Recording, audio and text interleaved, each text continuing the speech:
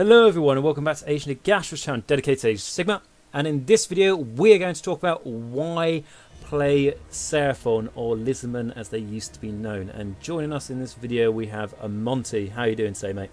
Hello, I'm going well, and yourself? Very well, thank you. Enjoying the lovely spring lockdown that we're in.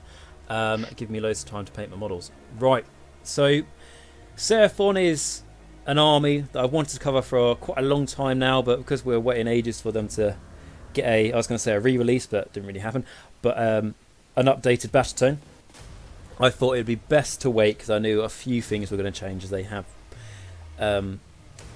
had quite an old rule set for quite a while now. So what we're trying to do in this video is we're going to go over like a bit of the lore and strengths and weaknesses.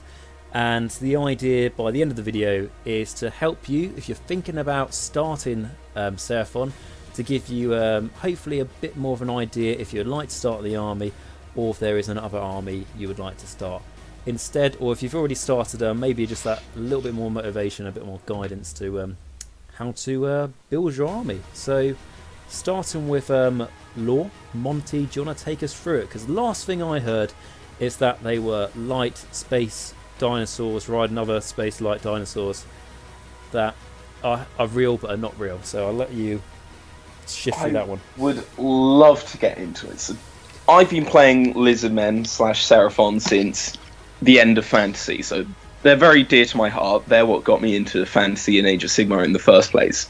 The general appeal of the Seraphon is Aztec dinosaurs riding even bigger dinosaurs. Is the gist of it. That's pretty cool. Just a horde of dinosaurs charging down the table. So the Seraphon are one of the oldest races in Age of Sigmar. They've been around since the old ones were on the planet in the old world. They survived through the end times. They've gone through the Age of Myth, and now they're here in our modern Age of Sigmar. And they've survived all through that period, exactly the same race. And to start by talking about the Slann. The Slann are these big froggy toad wizards, and they were created by the Old Ones themselves. And the Old Ones are essentially some of the creators of everything. They made all the races until Chaos came along and scared them away. And ever since the Old Ones left, the Slann have been trying to fulfill the prophecies and complete the great plan of the Old Ones. And to do this, they use sort of various magical technologies sort of mixed together. A key one is the spawning pools, which is how they make new lizards. So they have these little pools, and every now and then a lizard will crawl out. And there's so much lore for the Seraphon, because it's that the race has just gone on through the whole same period. You can't just start at the start of Age of Sigmar. There's a lot of lore. So in the old world, they lived in Lustria, which were these grand jungles, and they had these big temple cities. And at the end of the end times, essentially what these temples turned out to be was magic spaceships. And all of these magic spaceships just took off and flew away as the world was destroyed. So that's how the Seraphon survived through the end times. And they were drifting through space for a while until they caught a ride on the Dracothian's tail. It's essentially this massive space dragon. And that's how they found all of the realms. The realm gates themselves are said to be made by the Old Ones, and the Seraphon, in a way, have some control over the realm gates. So they've been able to slow down people going through realms, or make them end up in the wrong place, things like this. They've got lots of control, because the Slann are very powerful wizards. I think they're some of the most powerful wizards there are. For example, Lord Croak, who is the only Seraphon named character who's a dead Slann. He's been dead for ages, but he was such a powerful wizard that that essentially his corpse just has all of this magical power, and it'll occasionally show up to a battle, completely cast under spells, completely change the battle, and then just disappear again. Because his dead body can do that. There's just so much power in them. They've got some foresight abilities, so they can predict when things are going to happen. And their current main goal is to destroy chaos. They don't care about anything else going on. They just want to stop chaos. The primordial evil, as one term is used for them. And they just try to stop chaos wherever it is. So that's the main goal of the Seraphon. In their first edition battle tome, they were essentially memories of the Slann, because most of the lizard men died in the end times. So the Slann would remember them, and they would be these armies of memories. But that's been slightly changed now. So now you've got the Coalesced and the Starborn, and all of these are actual lizards. They're not just memories anymore. The Starborn are the lizard men from the ships that are still flying through space. And essentially the magical energy of Azir has seeped into the spawning pools, and they've started making these lizards which have these more magical sort of qualities to them. But some of the ships have decided to start to land, and they've been landing throughout the realms and starting to terraform the land around them into inhospitable jungles like Lustria used to be. And these are the Coalesced. And they're sort of losing this magical energy, and they're becoming a lot more of these flesh and blood lizards, like the lizardmen used to be. So there's been a lot of lore development in this new battle tome.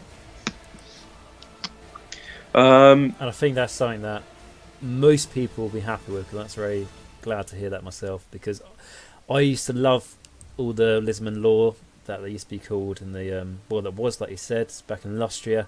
And then I was sort of saddened, might be the right word, when I heard that in Age of Sigmar they were light and celestial.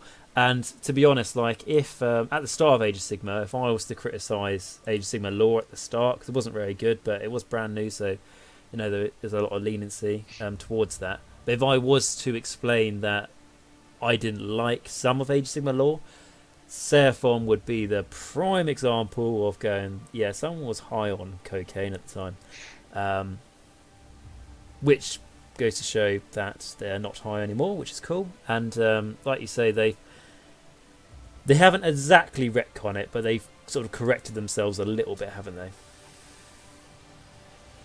Yeah, so it's just sort of, there's been some nice lore improvements with the new battle tome. They've just sorted out some things, and personally I much prefer the new lore. The new battle tome for them was generally a good book. There are a few things here and there which I'll get into mentioning later with rules, but overall it's a good book. It's got good lore. The rules are generally an improvement, whilst it didn't quite seem that at first. Once you've actually got into some playtesting with it, getting the feel of them, they're better. Again, I'll talk more on that later. But back to their lore. So, as I mentioned, there's the Slann. And essentially, the Slann are they're the ones in charge of each temple ship. And they've got all of these lizards which serve them. And there's sort of three main races of lizard men, or Seraphon. There's the Slann, who generally there's only really one of per temple. There's the Saurus, who are your beefier dinos, and there's the Skinks, who are small lizards who run around. They do scouting. They're the general servants. They're scribes. All of this. A fun little lore bit that was added in this new battle tome about the Skinks is, if they find an old abandoned town or city, whether all of those people have been killed by Nighthorn or whatever, if there's an old abandoned city, Skinks will just sort of take it over. And in the realms, there's become these almost skink states, these towns of skinks, and the cities of Sigmar are genuinely recognizing these towns, like they trade with them and stuff. So there's just these whole towns of skinks now, and there's skink spies going into these other towns, gathering all of this information for their slan. But there's just you you can just make an army of skinks from some village. There's just a village of skinks. That's cool. Because I know like you're going over the lore and everything, and it's because I almost still like see the Seraphon as like they live up up in the heavens, and they just beam down, do a battle, beam back up again. But it's cool to see that they have actually got like some of them are making residence in the actual mortal realms themselves, like you say, all the skinks taking over these towns. Yeah, and that is the main difference between the Starborn and the Coalesce. The Starborn are a bit more like first edition Seraphon. They're still up in the skies, they teleport down, they fight, they're still magically, and then they teleport back. Whereas the Coalesced are these ones that have landed, they're in the worlds, they are part of the realms now. That's cool. And yeah, that's pretty cool. Have you got anything else, Reed, to say about the lore and sort of a summary? I think that's a quick summary of the lore as far as I can go. They have a lot of it. There is a lot of reading around the lore that you can do just because it's been going on for so long. Yeah, and there's more to them than meets the eye of just dinosaur and dinosaurs, although that is already a good starting point. Right, okay, so what got you into the army then? So now we know what they are, what got you into it? Mostly just a massive dinosaurs. It's just got a really nice aesthetic to the army. So as I mentioned, I got in end of Fantasy. So I got in before they got all of their new nice models, before they got their new Carnosaur, their lovely Bastiladon and all of that. But it's just a cool aesthetic. These Aztec dinosaurs, their vicious jaws, their beefy weapons. They've just got a savage appeal. In every aspect of them, they are just savage. I think that stands true even through till Age of Sigmar with the Coalesced, at least. And so they're very savage, very primal looking. But the nice thing about them is they have got that that high fantasy twist, if you like, where like one of the Bastiladons, or an Ankylosaurus, if I'm pronouncing it right, has like a crystal laser beam on its back. Yeah, so yeah. They can take the fight to the enemy very well, more than just sticks. Yeah, so that's a bit sort of I mentioned earlier about the magical technologies they have. The old ones gave them all of these items, these relics, and they don't quite know what they're meant to do, but they work as weapons. So I guess that's what we'll use them for now. And that's sort of the motto, almost, of, well, not motto, but the ideologies of the Seraphon weapons. Yeah, exactly. And it's probably like how they use that technology now compared to at the start, right when the Seraphon or the Lizardmen were first made. They now only know like the tip of the iceberg when it comes to their advanced technology, which is cool, and really means you can play themes on it. Because I mean, like I've seen some people convert up some Seraphon, but they use like Necron bits and all that sort of thing that still kind of fits, and you can do very, very interesting things. And I think also for me, I mean, like I don't collect Seraphon, but it's always an army I like, because I like dinosaurs, and Lizardmen were we're not going to call them an army, but when I was a young kid, they were the first models I ever got back then, because, like I say, dinosaurs. But these days, there is, so when you're older and you care more about painting, there's almost there's no number to the amount of colour schemes you could come up with for these guys. Yeah, the nice thing about Lizardmen and colour schemes, just namely, is you can take so much inspiration just from the world, because obviously there's so many brightly patterned lizards out there you can inspire for your Sauron or your skinks. You can just look at frogs for your slant. Ripidactyls, you can look at, bats or colourful birds, whatever, or look at just drawings of pterodactyls or something. There's so much inspiration you can take for their colour schemes. It's really nice. I mean, so on the screen now, you won't be able to see this one, but the other people who are watching, I've literally just typed in lizard colours into Google Images, and the amount you get is just... And half of these look like they're too vibrant to actually be existent and, natural, nature. But they it really shows just how far you can go. And similarly, if you want to make them feel more camouflagey or just more... I don't think that's an actual word, but more sort of fitting into their setting, they just look more, physical, if that kind of makes sense. You can do that, you can go with, like browns and greens, that sort of thing. But if you want to go with, apologies, I've forgotten the celestial, what are they called? The more celestial The ones? Starborn. The Starborn. You can paint them up so it's like, I can't remember the name of the effect, but where it almost looks like you're painting like a solar system or galaxy of all the speckled stars and stuff. If you really wanted to, you could do things like that, or you can make them look like they're half they're literally just coming down from the Azir as we speak, so they are sort of materializing, so they're half looking kind of like ethereal or light and then half coming into reality. There's so much, and like you say, because there's two different types to them. There's almost two different themes you could go with them, which is and a joy to paint. And you can paint them obviously doing like classic method and everything. But I know for me, these guys would just be a joy to paint with contrast. Yeah. So my skinks, with the first battle tome, the only way you could build a good army was with masses of skinks. And because of that, I have I already had a bunch of skinks, but I've been focused on painting them up.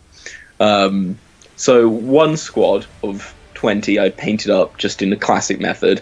Took ages, and I went to paint my second squad around the same time that the contrast came out. So I got one of the contrast paints, sprayed them Wraithbone, sort of slapped that on, and it worked really well. It wasn't the same color, but you could easily do a whole army in these colors super quick. With contrast, you'd need just the blue. Generally, Lizardmen are painted as blue, so if you were just doing a standard Lizardmen paint scheme, paint them blue, paint their shields red, and just have some gold to pick out armor bits and swords or whatever. So they're an easy army to paint if you want. Yeah, if you want to just get the army on the table, which is always quite nice. I mean, completely different army, but I've recently been putting up my Slaanesh, which is an army I spend a lot of time on, and ended up just getting fed up of painting. So then I switched to starting brand new with my Nighthaunt, which I'm just painting up with contrast and sort of similar bright sort of colour schemes. There's similar sort of colours you could do with Seraphon, and it's just a joy to paint. It's just satisfaction of being able to get models done in a day and everything. So you could do that with Seraphon. Also, I always try and paint my guys different to how they are in the box, but I have to say the natural blue you get for the Seraphon is quite nice as well. It's very pleasing for the eyes. Yeah, there's just so many options for Seraphon. You can do a lot with them. Yeah, and so there's lots to that, and they have sort of talking about ways to start them. They also have 2 start collecting boxes, which is good, more than most armies. I don't know if the one with the Carnosaur, if that's going to get faded out because they brought a new one in, but we'll have to wait and see on that, I think. I really hope that doesn't, because that's a really nice start collecting box. I'm a big fan of it, at least. The Carnosaur is alright. With the current book, you'd want to build it as a Scar Veteran on Carnosaur. Saurus Warriors, probably, if you're looking at building that up into a proper arm, you could honestly build those with either the clubs or the spears. And the Saurus Knights, you always want to give the Saurus Knight spears. But it's just a nice start collecting box.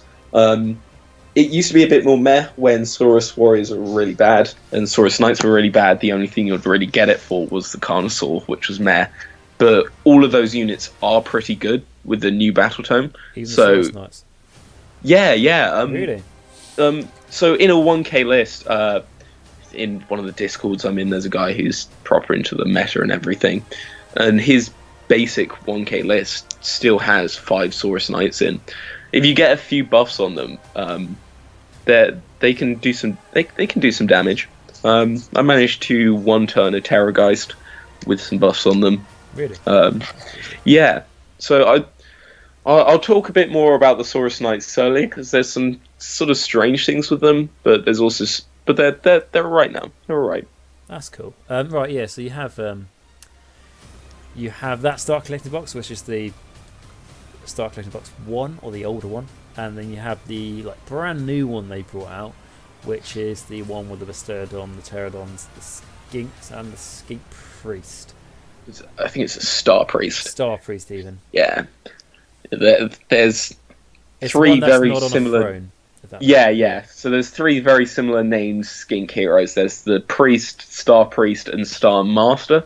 I think he's called. It's the one where he's standing on the step on the rocks. rubble. Yeah. So that's the Star Priest, and that's your basic sort of your basic Skink wizard. He's really good. He's an auto. I would almost say he's an auto take in armies at the moment. He's really good. Skinks are alright now. You could build an army with them. They're by no means bad. They're very different to how they were in first edition. They've been very nerfed, but they're still decent. Bastiodons are alright. Bastiodons are always alright. They're a bit. Their armor save is a bit weird in the second edition because they start with a 1+ save, but you can't save on a 1, so it's just a 2+, and then they go down to a 2+. So it's a bit weird as to how it functions. And then you've got Pterodons, which can also be built as Ripidactyls. I'm not sure how they function with second edition yet.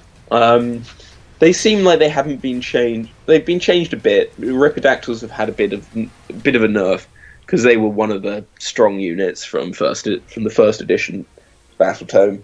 But they're all right. So neither of them are bad Start Collecting boxes.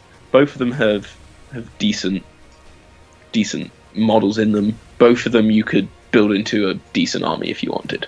And would you say in the new Battle Tome, depending if you want to go Saurus heavy or Skink heavy, you have the options here with these boxes, or is it not really like that in the Battle Tome? You don't really focus on one of them. So yeah, that sort of comes into the 4 different sort of allegiances that you can take within the Seraphon: Dracothian's Tail, Fangs of Sotek, Kotal's Claw, and the Thunder Lizards. So that sort of starts to go into there because. Well, I'll tell you what. Why don't we start talking about their sort of the overall sort of strengths of the army and their sort of tactics? Yeah. So Seraphon, they can get. It feels like they function a bit like Nighthaunt at the moment, in the sense that they could get buffed a lot up from their heroes nearby. So they focus a lot on having heroes. So you've got as I was just mentioning, the 4 types are Dracothian's Tail, Fangs of Sotek, who are the 2 Starborn one, and Kotal's Claw and the Thunder Lizards, who are the 2 coalesced ones. And before the game, you need to declare if you're playing Starborn or coalesced. Coalesced play a lot more like old lizard men. You're on the board, you're fighting, you've got bitey boys. Whereas Starborn play a bit more like the first edition Battle Tome, teleporting, summoning, all of that. That's how that's been broken down. So all of these give you completely different strengths. They're almost 2 completely different armies, I would say, because the Starborn, you're very mobile. You've got that's a really strong suit. You've got a lot of options. Yeah. So it's hard to pin it down as to having one set strength. Because if you're going Dracothian's Tail, you can start with half your army deep striked, and obviously that That's could be great, really yeah. strong.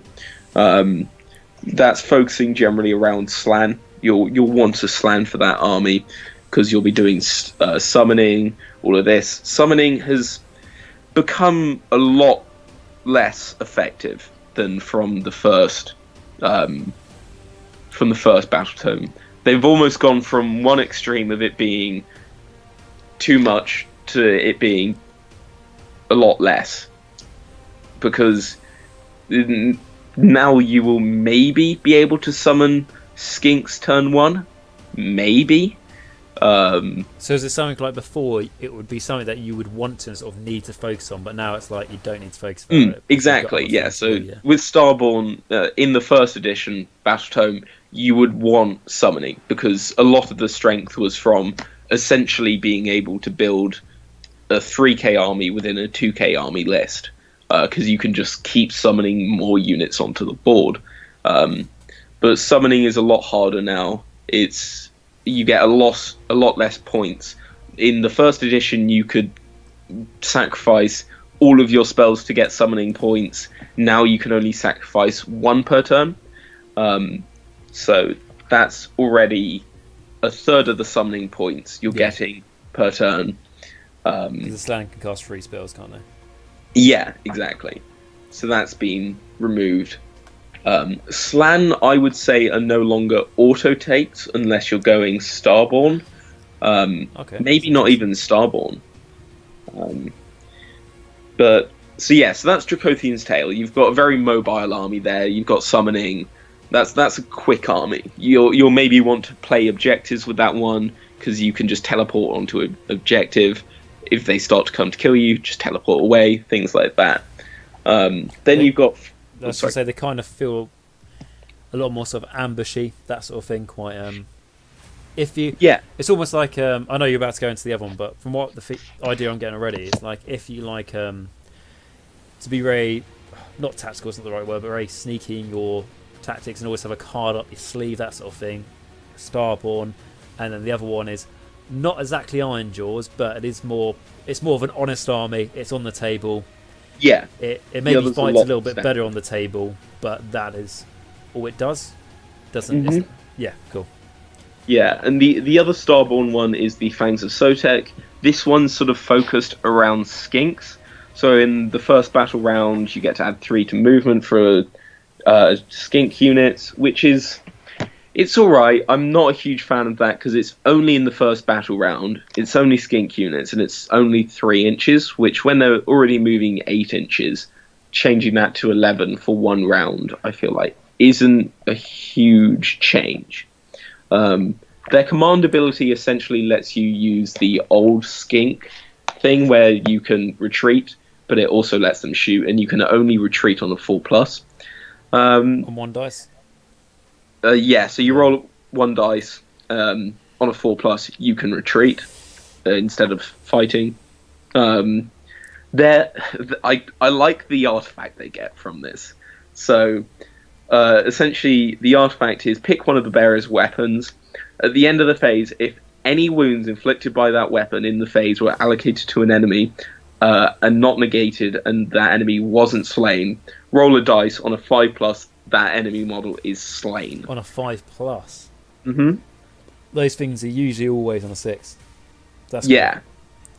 So if you can drop that onto something beefy, just chuck it out there. Just say Archaon, or like if you happen to fight against Nagash with your Skink, and he does that. Yeah, and you could, in theory, one-shot Nagash. Yeah, you can one-shot anything. Even if it's just, even if you look at, I don't know, a more sort of realistic sort of opponent, maybe, even if it's just like an ogre that you did like 1 wound to and you killed, you get a 5, you're just taking 3 more wounds away, more realistic, or like a Chaos Knight, or... exactly. Is that once per battle, or is that just every... No. It's basically... Is it with any melee weapons that the guy has? Or Pick just one. Pick one. So it's... The closest thing I can compare it to is the Mighty Lord of Khorne's Axe. Loudly Spirit, because that's on a 5+, isn't it? If anything's taking damage from it. Yeah, but you could give that dagger to I don't know, Skink Priest on Stegodon or whatever, and decide, I don't know, whichever attack has the most attacks, give it to that, and then split those attacks between multiple units, and then you could end up destroying multiple models at the end of the phase, just because of how it works. Because I know, like, everyone's not aware of that. So, like, if you do have, I don't know, like, the Skink Chief's dagger or something has 3 attacks, you can split that on like 3 different enemies, 1 attack each. Because even if it's the same attack weapon, you can still split it if it has multiple attacks. So that's cool. Yeah, and so say you put it on a Stegodon, and if the Stegodon, let's say, has let's say you give it to the Crushing Stomps. That's before it suffered a bunch of wounds, it's got 5 attacks. You could put 3 into one, 2 into the other. At base, that's hitting 3s, wounding 3s, -1 rend, 2 damage. So that's already a lot of damage. And then if something doesn't die, and you've done at least 1 wound to it, then it's still got a chance of dying afterwards with the 5+. But is this an artifact? Yeah, it's an artifact. Because that's a mount then, isn't it? So you can't. But you can pick one of the bearer's melee weapons, and I imagine because it's a mount, I don't think you can do that. It's the same where it's like, I don't know, Legion of the Gash or whatever. Let's say there's one that says pick one of the bearer's melee weapons, add 1 to the rend characteristic. I wouldn't be able to make the zombie dragon an extra -1 rend for its maw. Well then, in that case, ignore that. But you could still take something. But you could do the stomps first, weaken the guy down, and then you can activate which weapon you want at what time. So yeah. Another option could be putting it onto a Ripidactyl Chief who's got 4 attacks, and then it's 4 attacks, only doing 1 wound each. But because of this, if you're fighting something that's got a bunch of wounds, you can still kill it afterwards. And the command trait for the Fangs of Sotek is nice. Start of your hero phase, as long as the general is on the field, on a 3+, receive an extra command point. On a 3+, that's good. Yeah, there's lots of ways of receiving extra command points. I was going to say that's better than the Blister Skin for the Flesh Eaters, which is on a 4+. But how important are your command abilities for the army? Yeah, so this is coming into a bit what I was saying about them functioning a bit like Nighthorn around playing off of your heroes. So particularly with Saurus, you can make Saurus very strong, but you're going to be playing off of those command points. For example, let's say a Scarvet. If you've got Scarvet on the board and you're using that to buff some of your Saurus, his command ability on a 6, you give it to them, and on a 6 they get exploding attack, so it becomes 2 hits instead of 1. So you've got lots of things where you're playing off of that, and you want to stack those. So you want these extra command points, and you're looking for them, and luckily there's lots of ways to get them.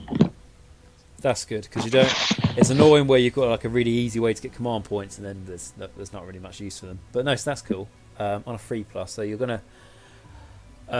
What's it? It's 5 battle rounds. 4 out of 6 times you'll be getting it. And I know there's not 6 turns, but you know what I mean. Yeah. Whatever the maths is. So that's all of the Starborn sort of things.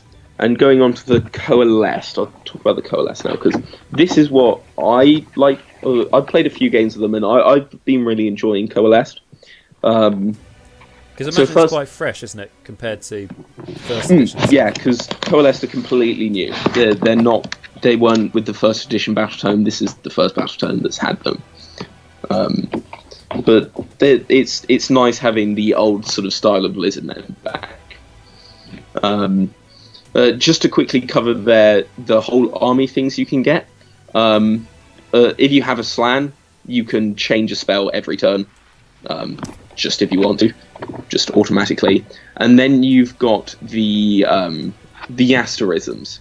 So at the start of the hero phase, you can pick one of these asterisms to be in effect, and this happens until your next hero phase, and you can choose to change it or you can keep it the same. And there's 3 of them, and there's the Great Drake, which is in the combat phase, pick 1 friendly hero. Until the end of that phase, you can add 1 to the attack characteristics of all melee weapons used by that hero. You've got the Hunter's Steed, add 1 to run and charge rolls. And you've got the Sage's Staff, which is pick 1 wizard, add 1 to casting or dispelling, and add 1 to unbinding. So that's nice. And both of the Seraphon, the Coalesced, and the Starborn can take advantage of those.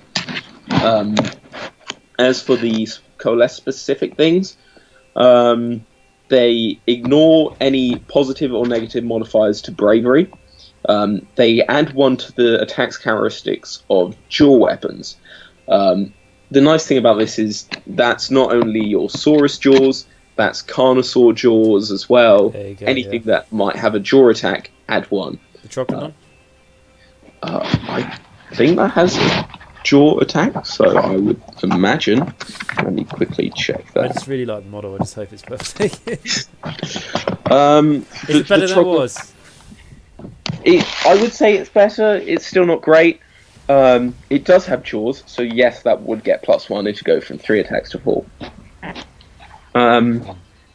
The main problem with the Troglodon is it's super expensive and it's still only a 1-cast wizard. It does have the same spell as Slann have, so it's got a decent spell. It's all right, but it's not amazing. But it's not the Hydra situation in the Kerberos where it's like, oh, I can't wait for Six Sigma. They're actually going to make that model like not terrible, and then it's like the Hydra no longer heals 3 wounds a turn, and now heals D3.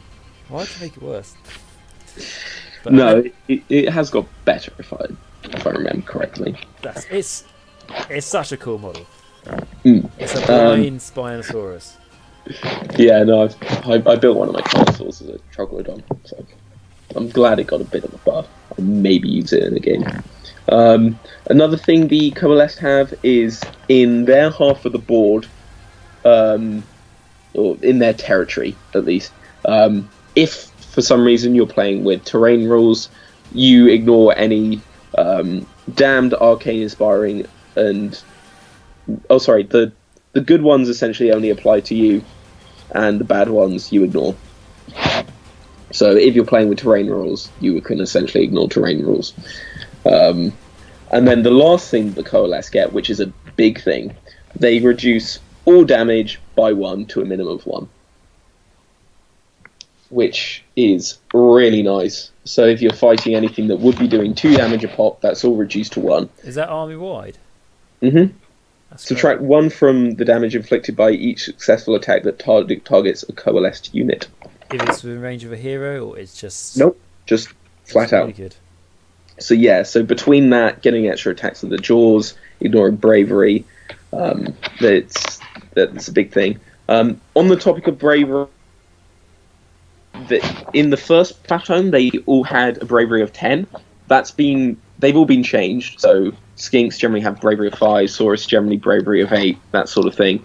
Starborn, all of your bravery is boosted back to 10, so it brings it back to that first Battletome Seraphon. But Coalesced, you are going to be worrying about bravery. That is something that's going to be a concern. But that's because you are actual physical beings rather than things that can never really die. Exactly. Okay. So that's sort of the main differences between Coalesced and Starborn. They're different options.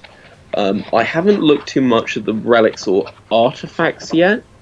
There's things like the Zotek Dial, which is still there for Slann, which is that's at the start of the battle. You secretly choose a battle round.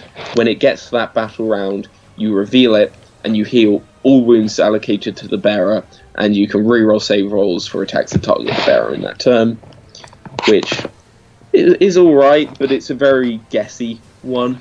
I think this one, the Itsy Grubs, which is another Slann one, I've seen to be quite popular with the Slann.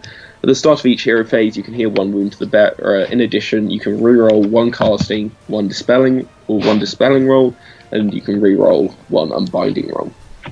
And that's every time round. Slann aren't an auto take in Coalesced. I haven't taken my Slann in any Coalesced armies yet because the Saurus are strong now. When you get buffing them up, they're strong. The Slann are good for getting lots of command points. Let's see. I think a normal Slann at the start of your hero phase, roll 2 dice on a 3+, you get a command point. Whereas if you've got Lord Croak, it's 3 dice. Oh, sorry, those are 4 pluses at the start of your turn on 4 pluses. Yeah, so normal Slann can get you 2, Lord Croak can get you 3. But even a generic Skink Star Priest can get you extra command points. So at the start of your hero phase, if you have a Skink Star Priest, on a 5+, you get an extra command point. So, between these, you're getting lots of extra ways to get command points. Now, going into the 2 options you can have as Coalesced, you've got Kotal's Claw and Thunder Lizards. Thunder Lizards is building your big beasties. Kotal's Claw is looking at the Saurons and buffing them. So Kotal's Claw is strong. This combined with the base buffs for being Coalesced, you get some nice things in here. So essentially, any Saurus units that make a charge, add 1 to hit rolls. Just straight up in the same turn. So that's good.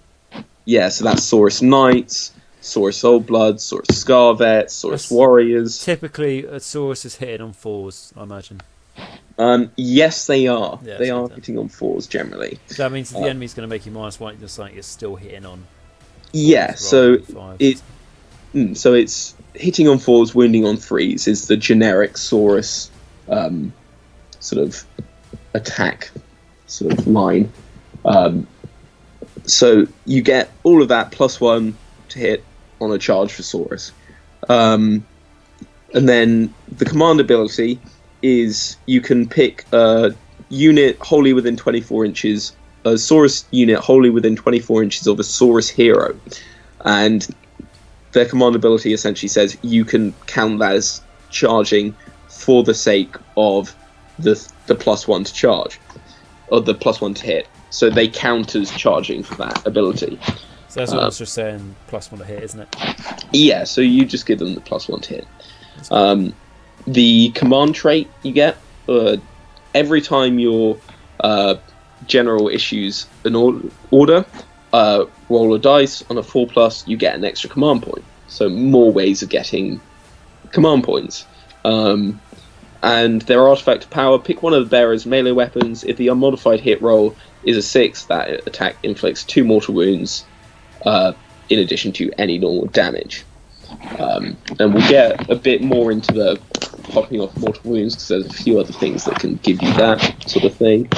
Onto the Thunder Lizards. These guys, you can make a whole army of Stegodons. If you want a whole bunch of beasties charging down your enemy, this is your choice. You've got you add 2 wounds to any Thunder Lizard monsters. So your Stegodons are stronger, your Bastillodons are stronger. If you've got any Carnosaurs, they're stronger. And because these are Coalesced, adding 1 to all of their jaw attacks if they've got jaw attacks as well. And again, because they're Coalesced, decreasing all damage they receive by 1 to a minimum of 1. Their command trait, add 1 to the attack's characteristic of the weapons used by the general's mount. So specifically the mount, but it's all of the attacks of the amount. Add 1 to the attack's characteristic. Command ability, pick 1 Bastillodon or Engine of Gods that's wholly within a hero. If you've chosen the Bastillodon, it can shoot its solar engine again, or the Engine of Gods can make a cosmic engine roll, even if it's already done so. So you can double fire units, which is nice, especially if you're facing chaos. Yes. Bastillodons, they get bonuses if they're shooting at chaos. So if you chaos can or double Chaos that. Demons? It used to be Chaos Demons, that's the only reason I asked. Yeah, yeah, it's still Chaos Demons, sorry. But you know, Hedonite's You face Chaos Demons. it's a good thing to use against Keeper of Secrets when it's trying to get you. Yeah, so that would be 9 attacks. But that if you're shooting twice, that becomes 18 attacks. Get the exact stat line for that. So it is 18 attacks. If you've doubled it, hitting on 4s, wounding on 3s, -1 rend, 2 damage a pop. But if it's Chaos Demons, adding 1 to damage, so that would be 3 damage a pop. If you've put other buffs on it, you can make that easier to hit as well. I know you said about the Bastiladon being a bit, you know, annoying because it has a 1+ save and it goes to a 2. The only thing about that though is when the enemy's chucking a load of rend at you, that being a 1+ is good. Yeah, so and there's other ways where you can give it bonuses as well to +1 to save, if I remember correctly. But you can essentially keep that Bastiladon on a 2+ save for a long time because it doesn't go down to a 3+ until it's taken 5 to 6 wounds. Right. And it's got 10 wounds, so until it's suffered half of its wounds, then it's still on a 2+ save. The main problem with the Thunder Lizard ability of adding 2 to the wounds is that it doesn't affect these stat lines. So Okay. Yeah. even if you have 12 wounds, if you suffered 2 wounds, you're still going down a block. So even though you're still at 10 wounds, so at your normal max, you've still gone down a block. And that's the main problem with that ability that I've seen people talking about. Or I say, But that's true. But also Sorry, go ahead. with that, when you were first talking about it, I thought you were going to say add 2 to its wounds characteristic when referring to the damage table, because that's what if big monsters get an ability like that, you effectively just looking at the damage table and then making its characteristics better than actually giving it extra wounds. So it's better that it's got the extra wounds than reflecting the damage. So it does survive for a couple of extra wounds on its lowest. Because the Bastiladon, I'm sure it's got. bracket. Has it still got a mortal wound save? The Bastiladon, no, it doesn't. It used to, though, didn't it? It used to. Yeah, I think it did. So that has changed. But its general saves have got better. Okay, that's good. So as I said, it starts on a 1+, then it goes to a 2+. Once you've suffered half, it goes to 3+, and then it goes to 4+, and it doesn't go worse than 4+. But that's like an example of things that I like in the game. Like that is very tough to crack if you don't have an extreme amount of rend or you can't do mortal wounds. It's very hard to crack it. But it does have a weakness, which is Mortal Realms, because I think the things that people complain about the most in the game is just when it has no weakness, and it's like just how. Yeah. But if you know you're going against a Seraphon player and they've got a couple of those, you know, right, I know how to exploit it. So, but it's very powerful in its own. I like it when things have got very obvious strengths and weaknesses. Yeah, so you know, if it's fighting something that doesn't have rend or the ability to put on mortal wounds, it's going to be an absolute tank. Like me and you both know, like as Fleshy Court players, I would even if I charged in 9 Crypt Horrors, I wouldn't even bother attacking the thing. The only thing from Flesh Eaters I'd put against that is spells or the Terrorgeist. I mean, you could try and amuse it by charging in some flares, but you're probably still going to take a while to do it. It's going to be particularly when it's also because it's coalesced with Thunder Lizard. It's also reducing all damage by 1. Oh, of course, yeah. So it can take a beating. That's true. And this is a ranged unit. This isn't this isn't one you get in combat. This is a ranged unit. So it's almost like one of those things, isn't it? Like with an enemy ranged unit, you think like, let's say the army you've got against the Seraphon has a little bit of shooting in it, but not amazing. Like maybe some Kernel Hunters or something like that. And it's like, I'll just try and pepper the Bastiladon with a few shots just to try and take it down a bit of a tier. And you go like, I've knocked off a quarter of its health. Its save must have got worse by now. Nah, it's still a 2+. Oh, for fuck's sake. Yeah, but that's the 4 different sort of options you can have, whether you're Starborn or you're Coalesced. Those are the 4 sort of sub-allegiances. And what I say with that, I mean, you know, there are some strengths that some have more than others and everything else, but the nice thing I've heard from the sub-allegiances It is not a Bone Reaper army. There is no auto take sub-allegiance. You can have fun and experiment with them because there's none outright that are just the one. There's no Petrified Elite to take because, you know, in that example, if you're not taking it, you feel like you're playing the army wrong. Yeah, I mean, Kotal's Claw is probably the closest to an auto take, just because Coalesce gets some really nice bonuses, and then you're getting even more bonuses, which generally just happen for playing the game. You know, just making a charge and you get better, which you're probably going to be doing in the game anyway. So that's probably one of the stronger ones, but all of them are decent. Yeah. That's good. Now, because there's Coalesced and Starborn, they've got separate battalions, generally with slightly different effects. So, for example, the battalion, the Saurus battalion for the Coalesced, you increase rend of Jaws weapons. If you're playing Starborn, then it's increased rend of their Celestite weapons, which is like their spears and their clubs. So there's some small differences in their battalions, which I was going to say, sort of like on the top of your head, are the battalions worth taking in the army?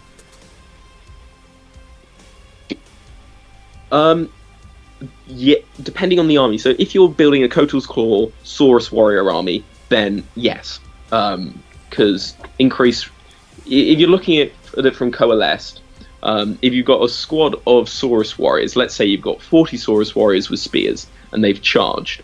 So their jaws, just because they coalesce, they get an extra jaw attack. So that's 40 Saurus Warriors. It's only a 1-inch range, but 40 Saurus Warriors, 2 attacks each with the jaws. It would be hitting on 5s, but you've got +1 because you charged. So that's hitting on 4s, wounding on 4s. If you've put other buffing things on them, you can easily get that to hitting on 3s, wounding on 4s. And then you've also got a -1 rend for that from the battalion, and that's 1 damage. So it comes onto this stacking buffs, which Seraphon have lots of good buffs which they can just stack on. Which, as I was mentioning with Scarvets, you want to chuck the Scarvets, exploding attacks on them, which if that's hitting on 3s, wounding on 4s with exploding attacks with -1 rend, then that's good. The Skink Star Priest, as I said, he's the basic Skink hero. He's really strong. He's only about 100, 110 points, 120 points, I think. He's got his Serpent Staff, which is an ability he can use in the hero phase. And you pick a unit wholly within 12 inches, and if the unmodified wound roll for an attack made by that is 6, then it inflicts 1 mortal wound in addition to any normal damage. So this is hitting on 3s, 6s exploding, wounding on 4s, 6s doing mortal wounds in addition, and -1 rend. And all of this is just 1 command point spent. And value for your buck. Yeah, so there's lots of this stacking buffs, which is how the Seraphon seems to be working at the moment. The base units are alright, but you stack them up with these buffs, which you can get quite cheap. The army's generally quite a cheap army, points-wise. I was talking to you earlier about my 1k list I played against a friend last night. And my friend just kept looking at it, and he was like, "Are you sure that's a 1k list?" Because Scar Veterans on Carnosaurs, they're only 210 points. So that's 12 wounds for 210 points for a big beastie dude. Amongst the 40 Saurus Warriors is only 360 points, I think. So they're quite cheap. Are they still 1 wound models? They are still 1 wound models, but they are saving on 4s. So it's... Did it used to be 5s? I think it used to be 5s, but give them the shield and it's +1. It's ignoring -1 rend. It used to be, I think. It's just been straight improved to a 4+ now. And as I said, Saurus Warriors, you just stack these buffs onto them and they can dish out just attack after attack. So that's going to be good against I've generally only played it against my Flesh Eaters, where I've got my Saurus Warriors into melee, where I've been lending my Flesh Eater someone and fighting them. And they have torn through ghouls, they've torn through crypt horrors, so they can deal out this damage. Particularly when they're above 15 models, they get +1 to the attack characteristic of their Celestite weapon. I think I mentioned that. So that means 2 attacks for their spears. If you've got +2s from various sources, then that's hitting on 2s. If you've got 6s, that's exploding attacks hitting on 2s. Wounding on 3s. If you've got the Serpent Staff, then that's 6s doing extra mortal wounds. And it's only 1 damage, but that's a lot of attacks. Because you get to do both the spear and the jaws with them. So they've got lots of attacks from them. Yeah, jaws are great. It's almost like, I know it's not exactly the same, but like someone who got the jaws were, just like ogres. And just having an extra attack, just because the amount of times you're about to finish off an enemy unit, but you left them on a couple of like models with 1 wound, or you left like a big nasty monster alive on 1 wound, it's just going to help so much to try and get rid of that. And take you back to, when you talk about the Scar Veteran, is that the one that used to be Kroq-Gar? No, that's the Old Blood. Because the old Blood used to be the best one, didn't it? So that swapped around, is that right? Yeah, it seems to have swapped that. One strange thing with the Scar Veteran is it's got 2 weapons with exactly the same attack profiles, except one is better. So why you would ever take the Warblade, I don't know, because it's got less range, and the War Spear, when it charges, you do an extra damage.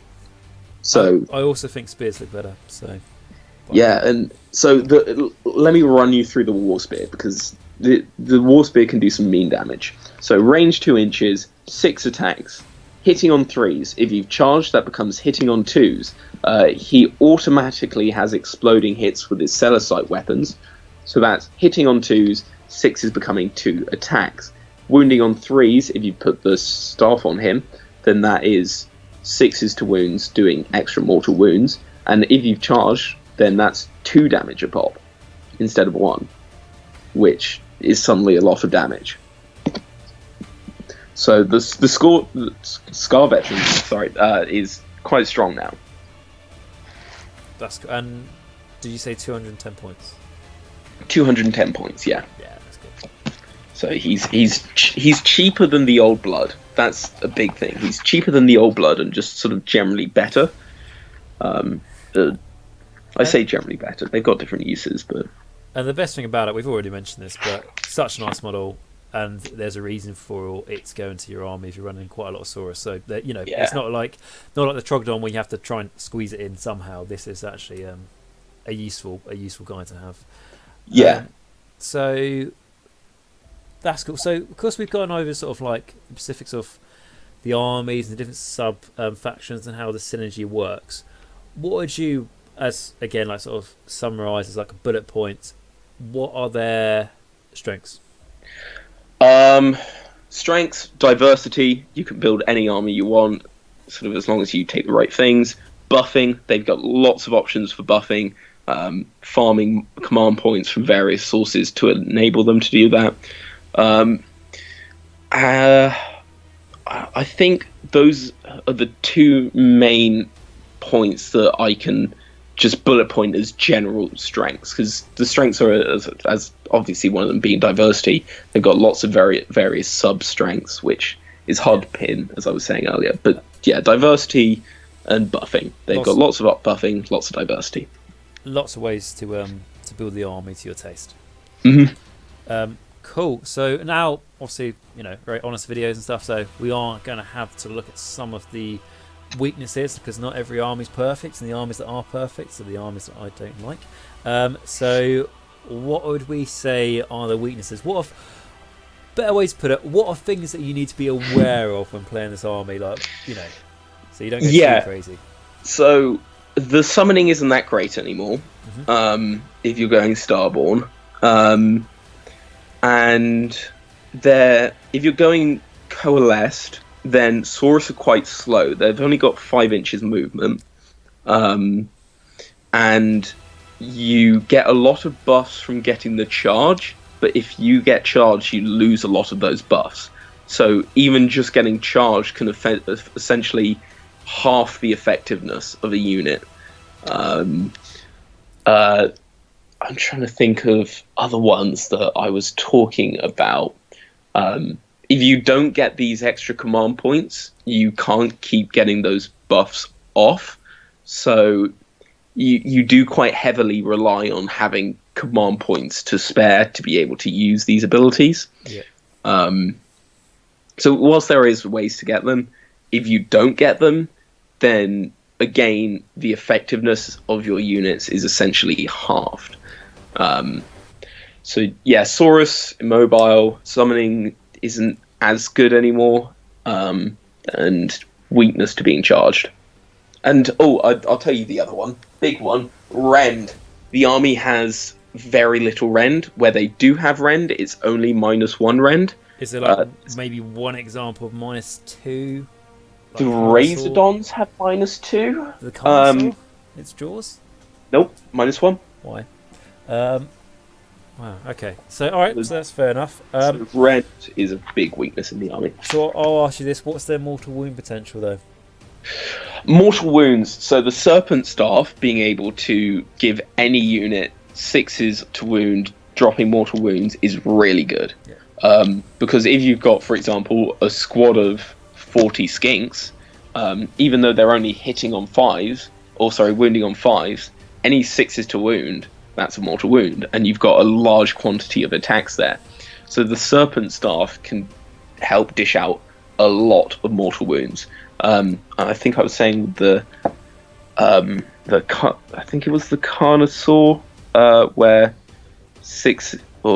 1 buff gave 6s doing extra 2 mortal wounds or something.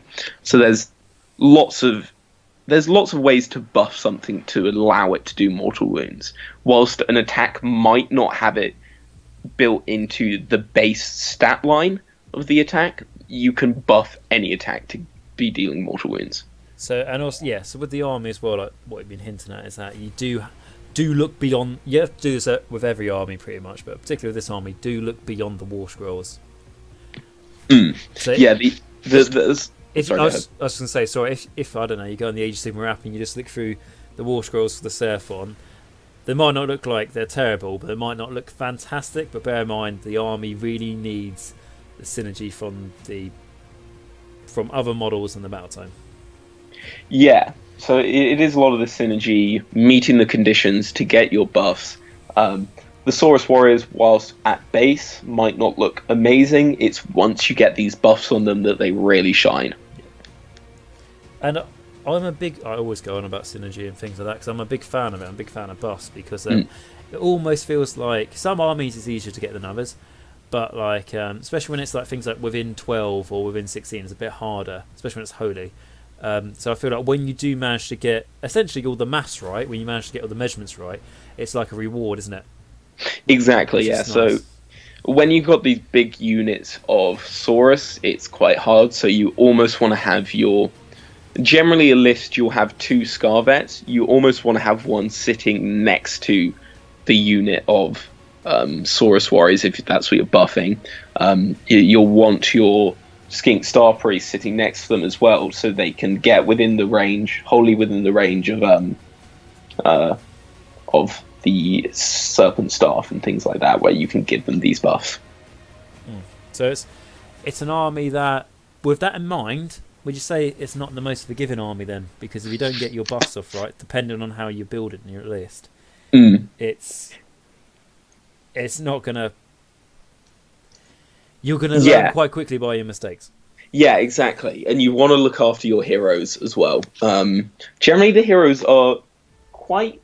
They can take a hit or two. Like even the Skink Star Priest has 5 wounds, and you can take. They're quite cheap, so you can afford a couple of them in a good list. But you want to look after them. You want to make sure they don't die, which is why you'll quite often have 2 of a hero in a list, just so if one dies, you've got another one to that's backing it up, so your entire list doesn't fall apart. The second one dies. And by the sounds of things, like you say, heroes are very important to this army. So obviously, like everything, depending on how your list is, but quite a few lists are going to be running maximum 6 heroes, I imagine, to make sure the buffs. Yeah. It's not the same as Slaves of Darkness, where literally every hero is given something a buff, but you may be spamming a couple of Carnosaurs maybe, or like to help increase the sort of synergies they can give to the army, maybe. I don't know.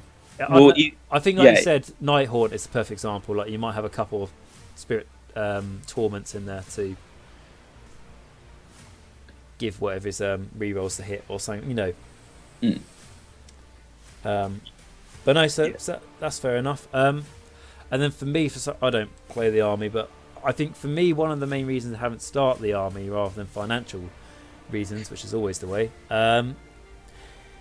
is if we're honest, Seraphon have some lovely models, but they also have some older models. We're kind of relying on them getting an update because of how long they had 5 years to update them, and then they didn't. Things like, I think models we really would have liked is updated Saurus Knights, a Salamander and a Razordon dual kit or something like that. Even just plastic versions of some of the heroes. Because you do, like there is a lot of. I hope you like Super Glue, because there's a lot of resin in this army. Yeah, I mean, luckily, most of the heroes that shine in the new list, the Skink Star Priest, the Scarvet on Carnosaur, they are plastic kits. Yeah. But if you want to go anything beyond that, if you want to get a Guard and an Eternity Warden into your list, if you want Astrolith Bearers, if you want a Slann, that's all Finecast. And I hated building the Eternity Warden. It took me. One with the banner? No, it's not. It's the one with the double-ended mace. Yeah. That took me 5 years to build. 5 years, just because it would never stay together. So I just raged and gave up every time. And I finally, after 5 years, managed to get it together and it stayed together. But oh my goodness, what a kit! The annoying thing is like some of the resin models are actually generally quite nice. Like that's a nice one, and also like the Sunblood, what I've got up on the screen now. Yeah, they look good. You think, oh, surely that's plastic. It says I can only order it mail online. I'm sure that's not a giveaway, but like it is. They are resin, and it is annoying. And this was the most annoying thing for me anyway, and I don't even do the army, was this was the most fantastic time and reason for Games Workshop to go, boom, here you go, updated models. But because they didn't do that, it's like be waiting years for another chance to get new models. And I think what annoys me is like they don't do it for the Seraphon at all. They didn't even give them any spells. And then straight away after the Seraphon, it's like, right, here are 2 brand new armies, and it's like, and don't get me wrong, like I know elves and they're very popular, but I've mentioned this before, I don't really give a shit about the new elves, considering that Seraphon didn't get something. And I know some of the elf models are nice and the Count's quite cool and everything else, but why didn't Seraphon didn't even get like a new, like, I don't know, Scar Veteran on foot or something, like, I don't know, every other army from a big box set got like a new small hero or something. Like, they was incredibly lazy and really annoyed me. And like I said, I don't even play the art. It saved me a lot of money, but I mean, it's just like, and the annoying thing is, like, they did like a trailer for the Seraphon update, and they said like, finally, what you've been waiting for. And then I think like they were jokingly playing a game at Warhammer World, and the other person was acting like a Slann. It's funny, but like acting like a Slann, and summoning his army onto the table, where it'd be like a bit of editing, then flash, and then there'd be like a Carnosaur, and then they'd be like flash, and there'd be like some Saurus Knights, and there's that moment in time where you just think, for fuck's sake, if they're not going to update those, they're not going to update. Yeah, it's kind of a letdown, because Seraphon, they are a big player in the lore. They're really important. As I said, they can manipulate the realm gates themselves. They try to fight chaos wherever, and them landing in the realms, these massive spaceships are taking over just parts of the realms, and there's not really much anyone can do to stop them because they're these massive spaceships. It's almost 40k at that point, and yeah, that's a really big event. That's a huge event, you would think, in the realms. But they've sort of just said, "Oh, it happened," and no one really cared. That's it. Yeah, it's the thing. Like I say, the thing that I find annoying about it, and I mentioned quite a few things now, but another one is like with things like, I don't know, if you look at the new releases, like, I don't know, the Giants that are coming out, a lot of people like things like Giants, so that's fine. That's like quite a safe new release. Like, I'm sure they're going to make a bit of money. But when it's things like some of the new Elven models, like my hat is 10 foot tall and all that sort of thing, it's hit or miss, and a bit more of a risk. Whereas the Seraphon, if they went, here are some like updated models, what a lot of people have been waiting for, of dinosaurs riding dinosaurs, it's just easy money. It's like very little risk. You're going to get your money back on the work they would put into it. So many people love dinosaurs, and the reason why they don't, and the reason a lot of people do the army, and the reason why a lot of people, or some of the other people, don't do the army, is just because the model's a bit old. I'm going to wait for an update. So there would easy money to be made. That's what I don't understand. And how they treated it, like you said when you're talking about the lore and the spaceship, they sort of just like gone, "Oh yeah, it happened." It's almost like they're treating Seraphon and Lisman like it's one of the old armies they're struggling to shift, so they just give it a new book, and it's like, don't really like talking about it. But it's such a cool army, and it's not like, I know there's other fantasy universes with, lizard men, but like, they've changed the name, they've given the lore quite unique feel to it. It doesn't really feel like they're keeping alive wood elves or something where it's very hard for them to try and copyright it and stuff. I feel like Seraphon is a great, it almost feels like Skaven, very sort of, maybe original's not the right word, but very fresh. And why are they not? I mean, even just talking about Skaven is a really big player. They got a new model, they got all their endless spells and stuff. Well, they only got one new model, didn't they? Yeah, they got the one, but Skaven and lizard men are essentially sworn enemies from old times. They hate each other. They fight each other constantly. They can't stand each other. And in the old times, the lizard men full on absorbed a meteor into Lustria, saving most of the planet. Like, that's so powerful. That's a huge thing.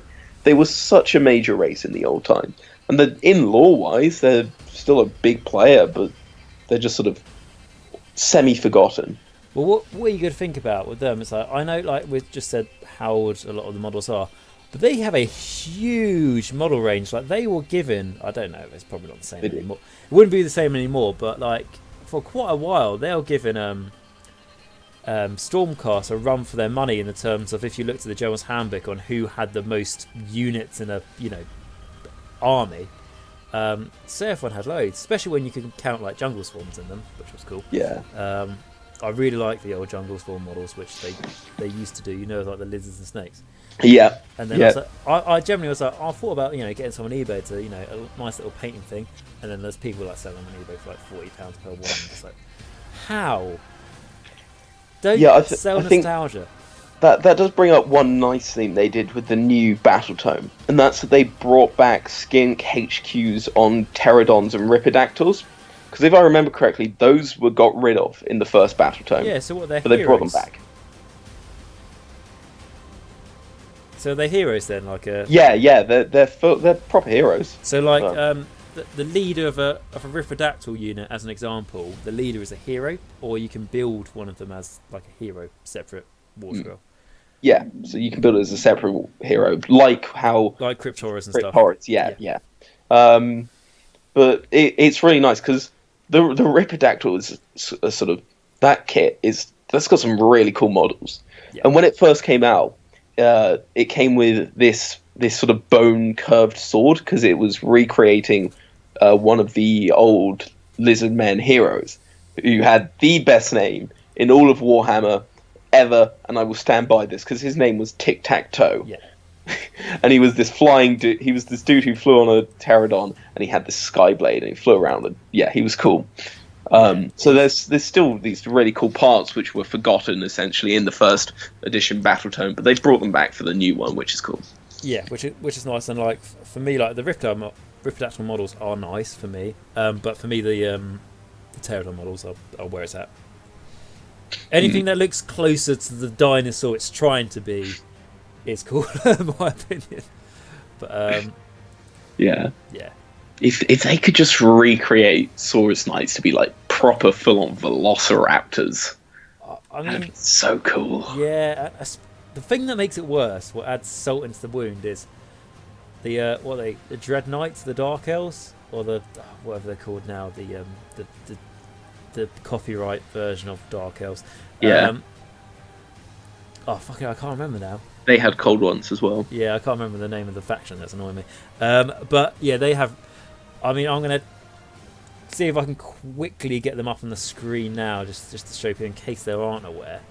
And I won't do a side by side comparison because I'm too lazy to get up two tabs. But these are in the lore, like in the old world. I know they came from a different part of the continent, but they were the same creature. Weren't they? Yeah. The cold ones, weren't they? And look how, I know you can't see them, but I know you can picture in your head. I know the unit. Yeah. How cool they are. And then I've seen people do conversions where they have Saurus riding the Dark Elf version of those, but the Sauruses look too big.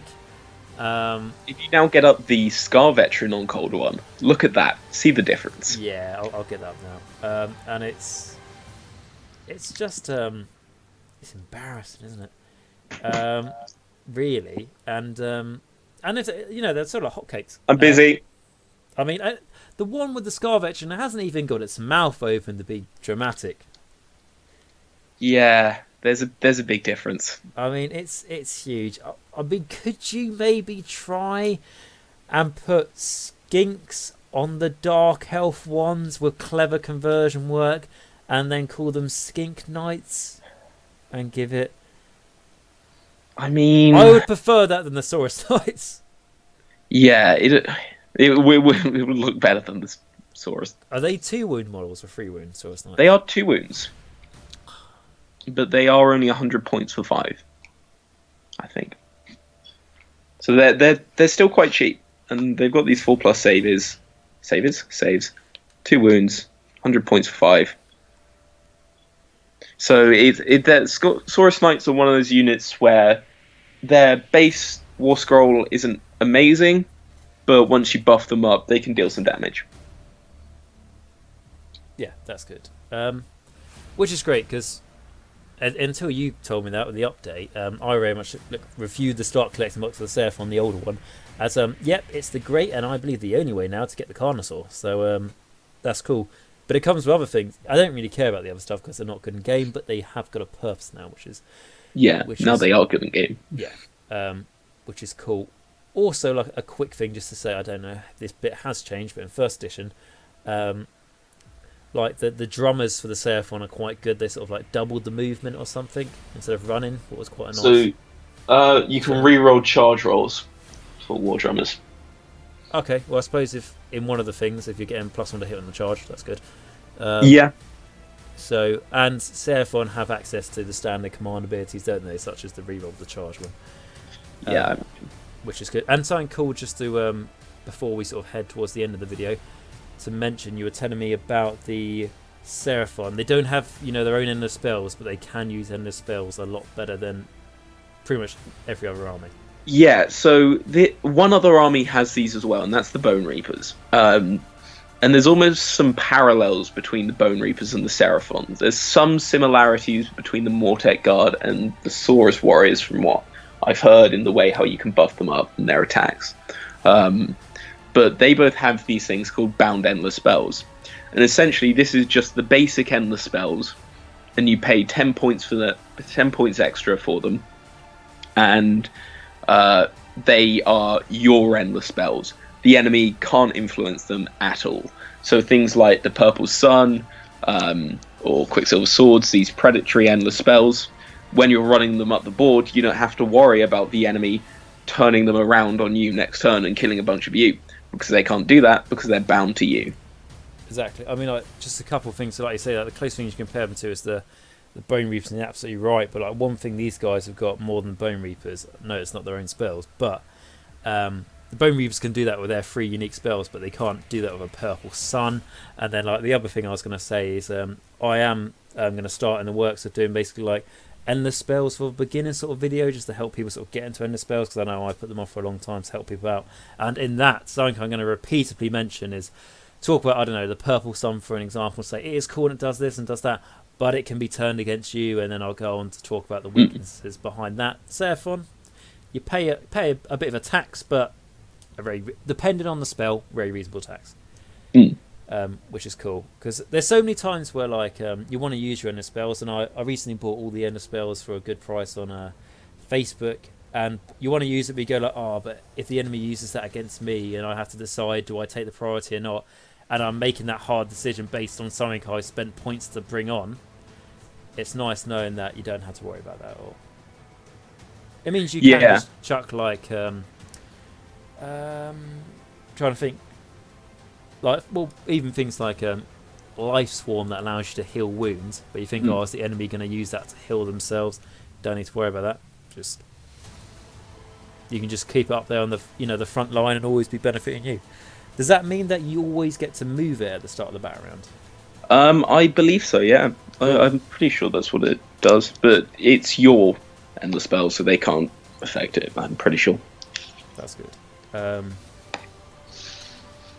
And do you tell your opponent that after they've allowed you to go first in the battle round, so then they can move your endless spell, and then you can say, sorry, you can't do that, but you've already said you'll give me the turn. So no, so it's the name of the spell is Bound Purple Sun of Shaiish, for example. It's different to the Purple Sun.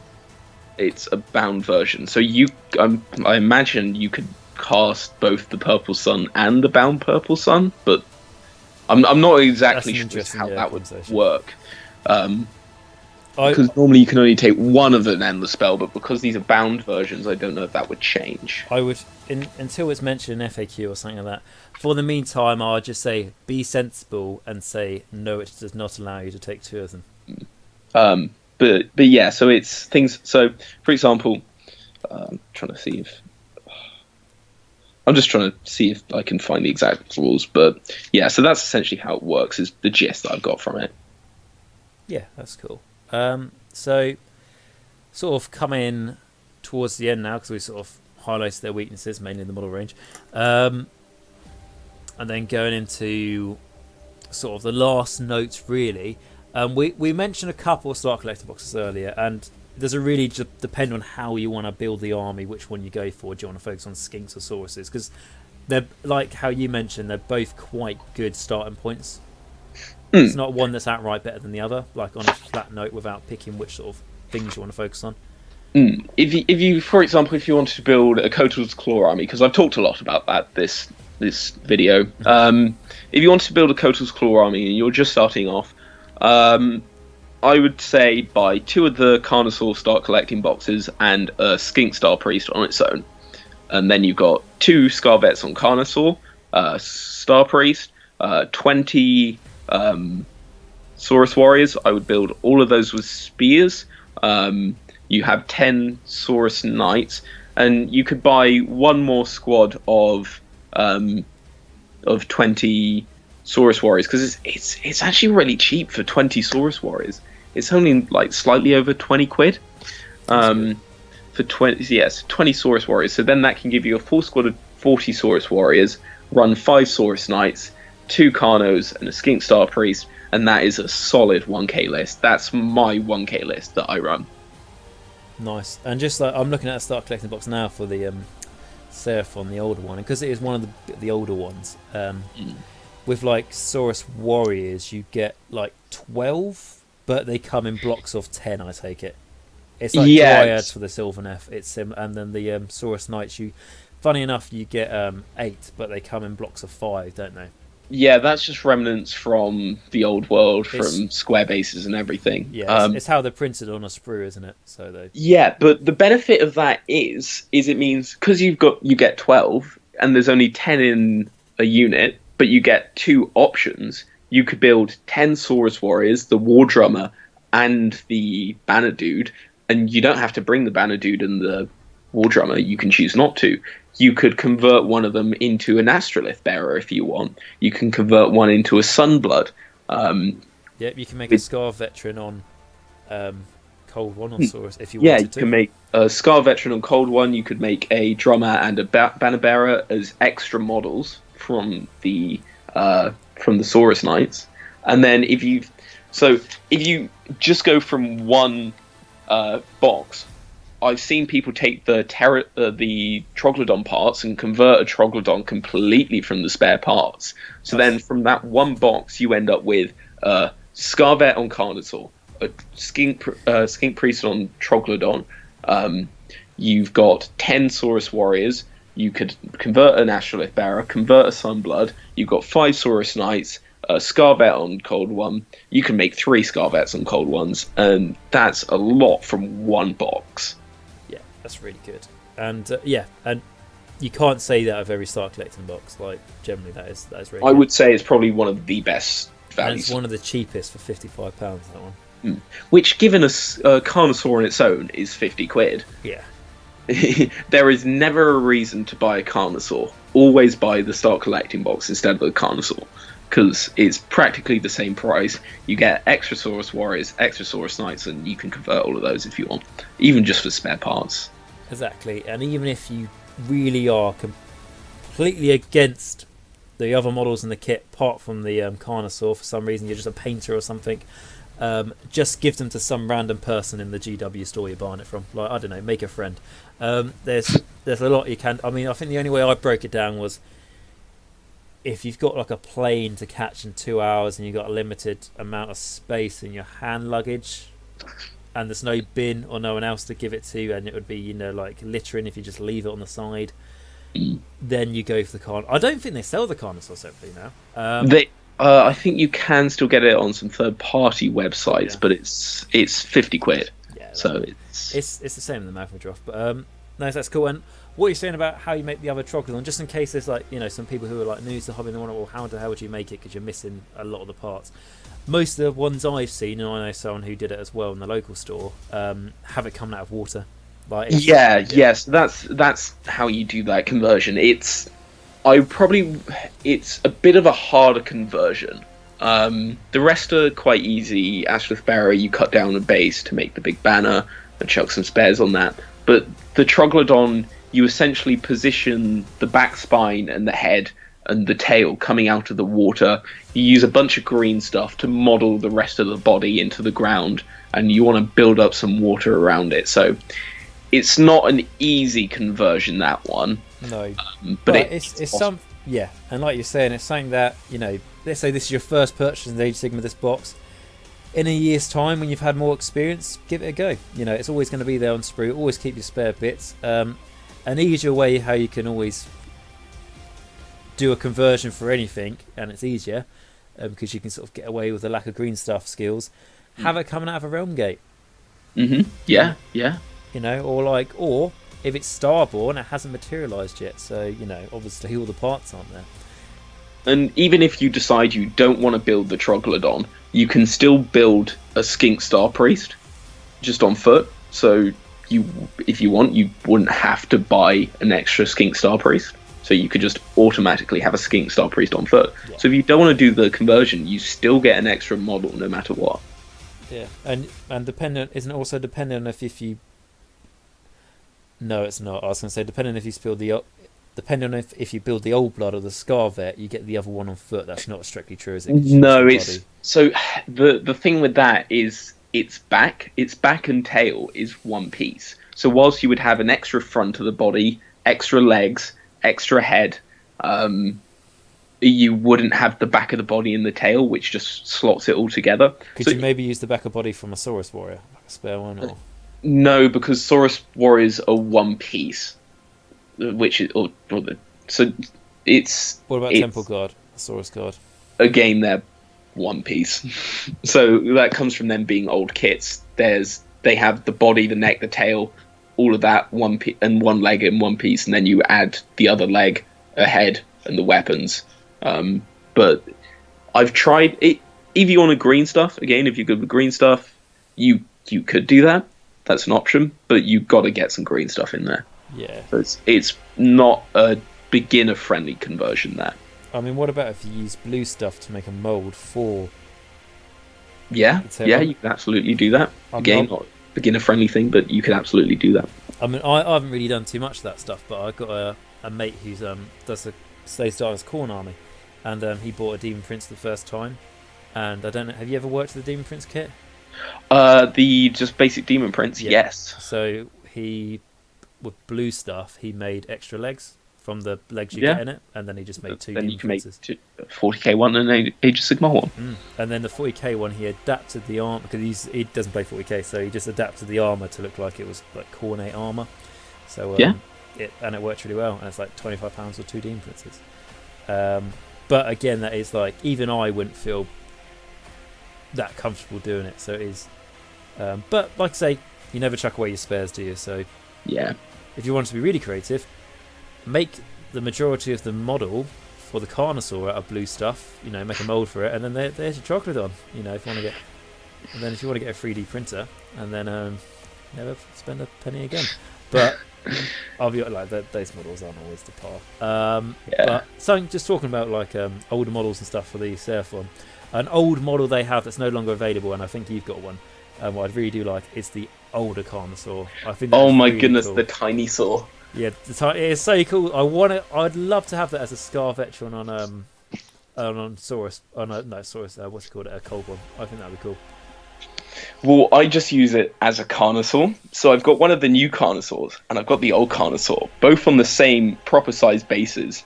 And one of them is just so small, and it's comedic. Because it's the old Crocodile model, wasn't he? Yeah, it's the old Crocodile model, and it's so tiny. I know I've put photos of it in the Discord. Yeah, join the Discord. Nagash should put links in the description below. Come join. Yep. We need friends. But yeah, so the tiny saw is a work of art. It's so funny. I don't know if this might be massive nostalgia, because I always wanted one as a kid but could never get one, and I still don't have one. But it's such a cool model. Like, if people weren't selling it for like £20 and over on eBay, I would buy one. Metal are upwards of £50 now. Yeah, I was going to say, if people weren't selling it for the same price of the newer and no doubt improved Carnosaur, I'd get it. I mean, something that I have got not that long ago was the old Zombie Dragon model, so I really liked it. Like the real traditional sort of metal, and it's sort of like, and I compared it to a new one, and I was like, this is ridiculous in size. It just looks like it's standing on its hind legs, and it's literally, its mass is probably about an eighth of the new Zombie Dragon. So I'm gonna like with you, I'm gonna put it on a massive base, and I'm not going to do any effort on the base at all. It's just going to be black. Oh, I gave it a little rocky outcrop, and it's standing at the edge of a lake. But even still, the model itself is smaller than, can't you? It's smaller than the base. It's so small. And then you've got the new Carnosaur, which is a good 1.5 or 2 times the length of the base. It's a huge, awesome, towering creature. And this tiny, tiny Carnosaur, which is smaller than the base, and they're the same unit. Yeah. I do. Funny enough, I've never really done any work on it, but I do actually have a new Carnosaur, just because, like, may have got a Star Collector box once upon a time, because it was definitely the best idea to do at that moment in time. But like, yeah. So some of the older models are not bad. You just can't buy them anymore. Which is the thing.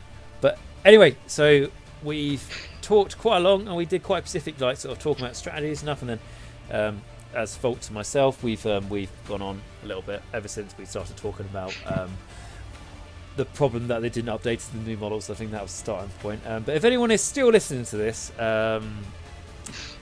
what are the last? What's your quick fire reason to play Seraphon? Dinosaurs on dinosaurs, they're awesome. They can buff easily. The cool models are really cool.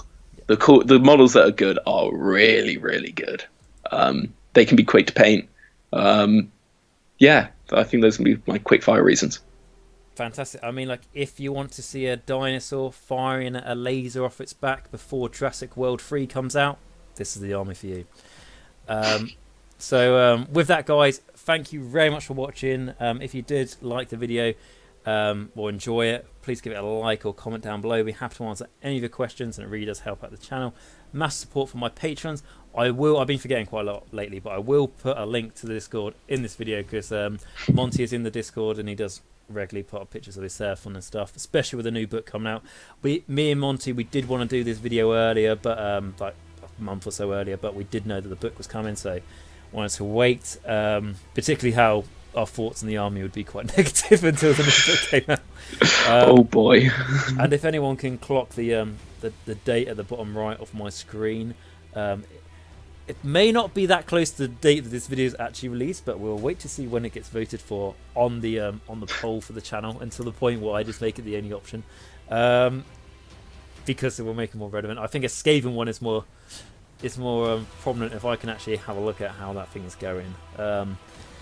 Seraphon's got 21%, respectable. Skaven's got 31, Jesus Christ. Uruk Clan's got 14, fair enough. Cities of Sigmar got 24, need to find someone to help me with that one. And Stormcast have got 10. You do realize Stormcast one would just be me burning a box of Liberators. And just showcasing my Death Army. Okay, this is the army you want to do. And then just putting a link to this video to say you want to do Seraphon. If you want to do an Order army, it's obviously Seraphon. But no, anyway, guys, thank you very much for watching the video. Really appreciate that. Hopefully it's helped you. Hope you've sort of made a bit more decision from the ramblings of, I would say, old men, but not really. Don't really have that excuse behind my belt. And thank you very much, Monty, for joining me on this, because you know a lot more about this army than I do, apart from I'll just be talking about my nostalgia reasons for Jurassic Park for the entire video rather than just half of it. Yes, anyway, thank you very much for joining, mate. Really appreciate that. Okay, so remember, until next time, Nagash is all, and all is one in Nagash.